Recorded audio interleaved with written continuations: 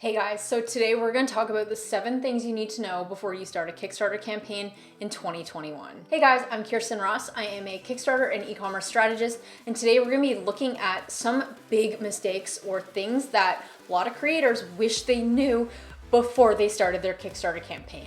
Be sure to subscribe to my channel because every week we're releasing new content to help you launch that first or next product, as well as how to scale your brand online. Point number 1, your product is a solution to a problem. So when you go to communicate why someone needs your product, it always has to be in terms of their best interest, in terms of what is in it for them. And this is a term coined by Seth Godin, and I believe it's Purple Cow. Please correct me below if I'm wrong. But you need to know that your product is a solution to a problem in somebody's life, and that's the very reason why they're going to go searching for your product and even use your product.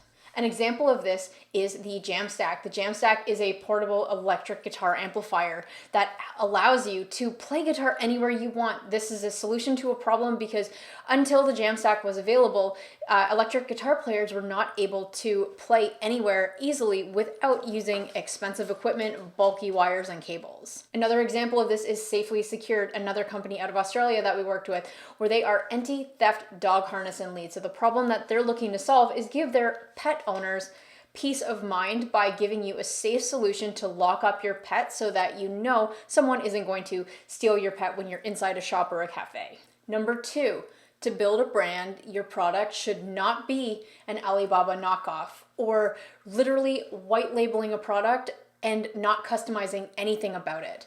The reality is that the products that do best online combine a story with a product that has a unique edge to it. You're gonna see this so commonly with Kickstarter campaigns where you're gonna find it's not like super innovative products that do the best on Kickstarter, but ones that take an existing product and improve it in some way. So you don't just want to go ripping off someone's product or literally slapping a label on it, white label. You want to truly differentiate your product in a way that is improving on the existing solution. Number 3, after you've identified the result or the problem that your product solves in somebody's life, the next thing you need to do is learn how to communicate that with somebody.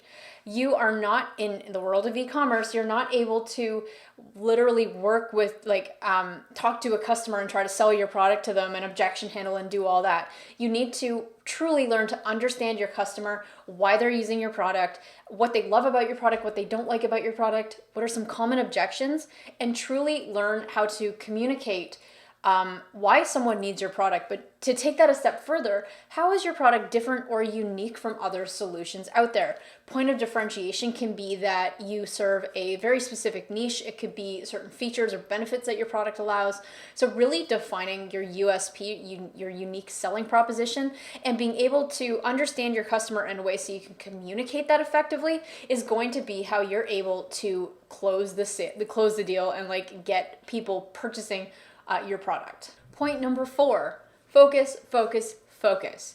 Your ideal target customer or the ideal person who's going to benefit the most from your product is not everybody. You may have a product that seems like everyone and their dog can want to use it. But the reality is that if you try to speak to everybody, you speak to no one. What you need to do is truly niche down and truly focus on who exactly is it that is going to benefit the most from your product.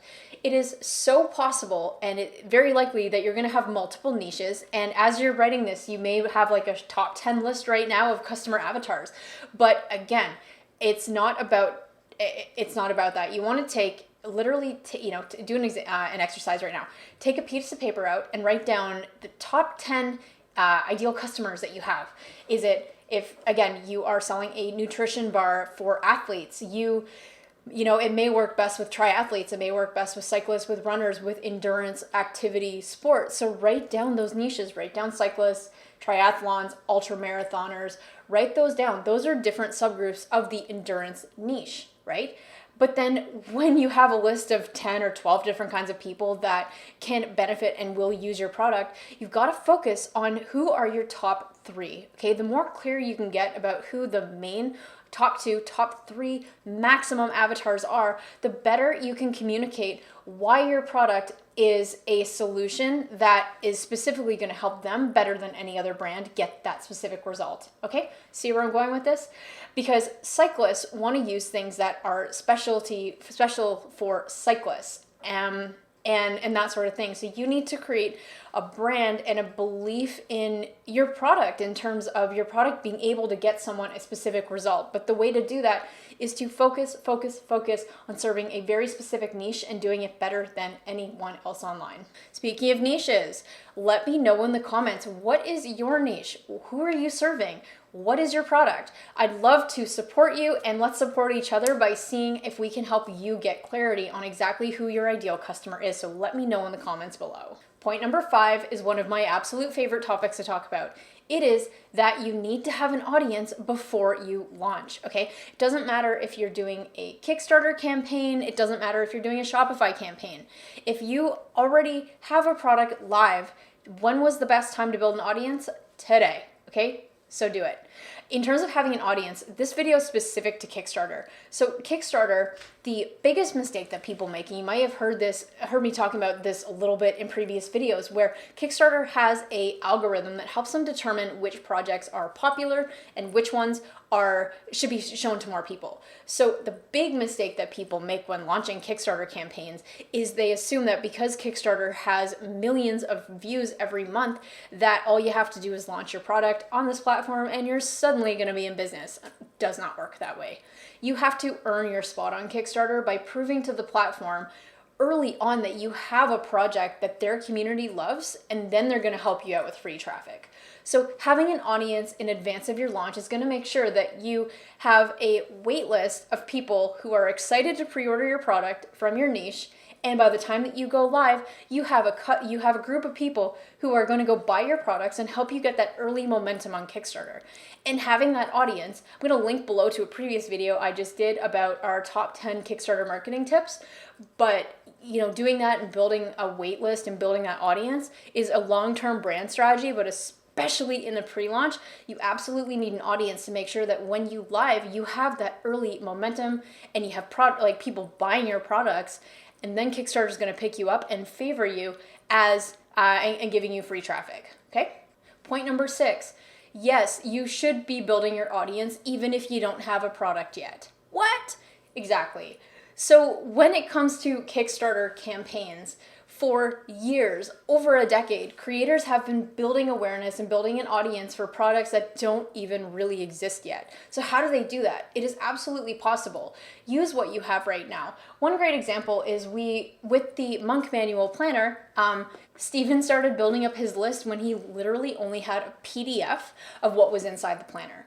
So you can start building your audience even in as little as you have a really fugly prototype, and you start to connect with other people in your space, in your niche, to see and get feedback. You create some beta testers, and that's like starting to build your audience. So you use the resources you have right now, regardless of if you just have a sketch or you have a really ugly prototype. Jamstack was building up their audience.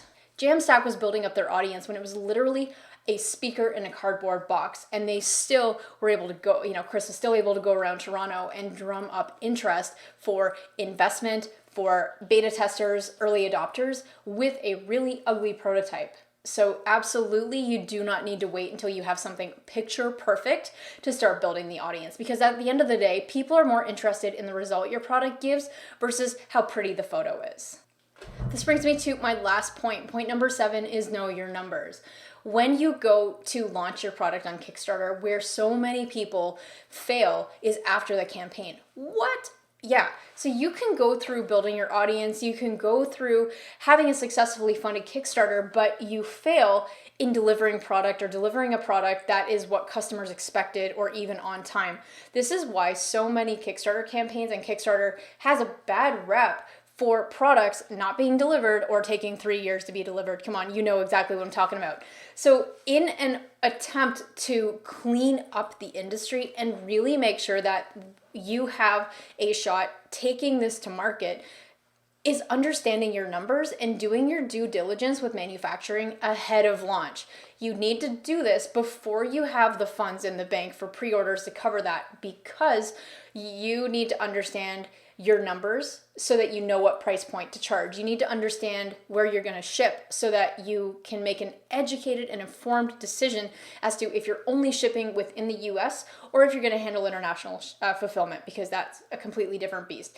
And you need to truly know that the manufacturing partner you have is going to be up for the challenge and you have a good quality control system in place. These are all things that you want to have ready before you launch, because after launch, when you have hundreds of thousands of pre-orders, now you're going to start shopping for a manufacturer, but you've also promised your backers a 4-month delivery timeline. So, you know, in order to make sure you can deliver on your promise and continue selling and continue growing your brand, you've got to have some things locked in advance. So absolutely know your numbers, the numbers that I recommend that you know in advance of launch. And again, you don't need to do this like to start preparing for your launch, but you definitely need to know these before you press launch on Kickstarter. So the numbers are, you want to know your minimum order quantity. You want to know what your any tooling or molding costs are, or product development costs. You want to know what your landed cost is, which is not just how much the factory is charging you per unit, but you need to understand freight costs and how much it's actually going to cost you to get that product from the factory to your customer's doorstep. You need to understand shipping rates so that you can determine whether you can include shipping in your product or if it's something the customer is going to pay for after. And ideally, and you don't absolutely need this, but ideally a manufacturing partner confirmed before you launch. Those are like when you do that and you know that you've already developed a couple iterations of the prototype, ideally through your manufacturer, not only are you going to know that you're going to have confidence in your ability to deliver the final product, but you know exactly how it's going to be. And guys, if you're looking for support launching and scaling your product, be sure to go to Khierstyn.com/apply to apply to work with me and my team. If it's a fit, we'll hop on a quick call with you and take it from there. Apart from that, if you want more awesome resources like we talked about in this video, we have a ton of powerful resources below in the bio, so be sure to check that out. One last thing, are you enjoying this video? Do you like the content? If so, give it a big thumbs up. And if you hate it, or you just feel like being mean today, give me a big thumbs down. But apart from that, we'll see you in the next video, guys.